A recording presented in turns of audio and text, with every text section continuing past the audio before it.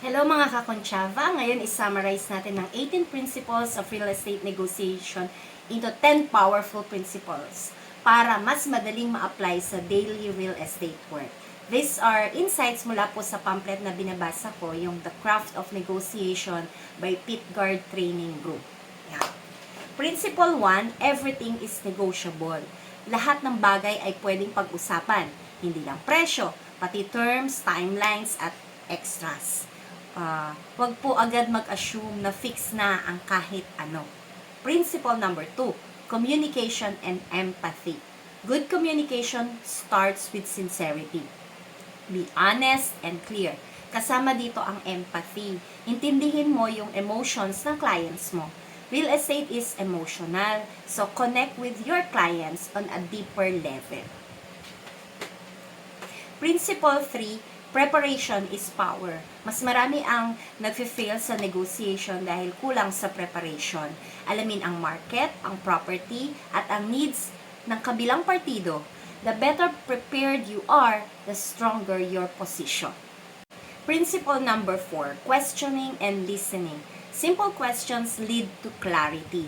Alamin ang tunay na needs ng buyer or seller through active questioning at makinig ng mabuti. Kapag malinaw ang priorities, mas madali ang negotiation. Principle number 5, painting pictures of value. Highlight the emotional and practical value of the property. Paint a picture na nakikita nila ang future nila doon, whether it's a forever home or a great investment. Principle number 6, terms and price work together. Pwede kang mag-agree sa kahit anong presyo, basta maayos ang terms. Yung timing o yung payment plans can make a deal work. At pagdating sa presyo, always start high for a stronger position. Principle 7, patience and timing. Patience is key. Huwag magmadali sa negotiation, lalo na kung may delay. Pero tandaan din, never reveal your deadlines. Kapag may urgency ka, it's best to keep it to yourself. Principle 8, pride can break a deal. Control your pride. Huwag mag-lock into statements na mahirap bawiin dahil sa pride. Be flexible and open to adjustments. Principle number 9, power through strategy. Power can come from different sources. Scarcity. Highlight unique features of the property. Authority and expertise. Be confident and position yourself as a knowledgeable decision maker. Courage.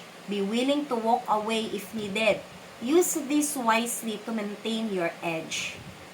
Principle 10, nothing is ever final. Always remember, negotiation is never final. Ang mga tao at sitwasyon ay nagbabago. Stay flexible, be ready to revisit deals, and adapt to changes. So, there you have it, 10 principles of real estate negotiations. Ito pong tips po na ito will guide you to better deals and stronger client relationships. This is Natalie Concha of VS Concha Realty. Let's keep learning and growing together. Don't forget to like and subscribe, and I'll see you in the next video.